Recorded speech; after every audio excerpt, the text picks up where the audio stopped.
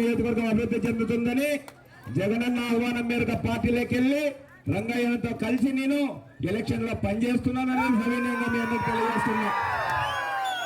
నేను మన కళ్యాణదుర్గం నియోజకవర్గంలో కొంతమంది నాయకులు ఉన్నారు, రాష్ట్రంలో ప్యాకేజీ స్టార్లు ఉన్నారు, రోజు మన జగనన్న చెప్తా ఉంటారు. మన కళ్యాణదుర్గం నియోజకవర్గంలో కూడా కొంతమంది ప్యాకేజీ స్టార్లు ఉన్నారు. వాళ్ళేమో నన్ను వ్యక్తిగతంగా తిట్టించే కార్యక్రమాలు చేస్తున్నారు. నాకు వ్యక్తిగతంగా ఏ ఒక్కరి మీద బాధ లేదు. కళ్యాణదుర్గాన్ని దోపిడీ చేస్తున్నటువంటి మనుషుల వెంబడి ఉన్నందుకు నాకు బాధగా ఉందని చెప్పి సందర్భంగా తెలియజేస్తున్నా.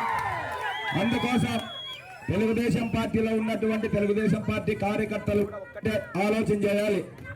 ఎందుకంటే మన కళ్యాణదుర్గం ప్రాంతం దోపిడీకి గురైతే రేపొద్దున మన పిల్లలకు మన భవిష్యత్తు లేకుండా పోతుంది.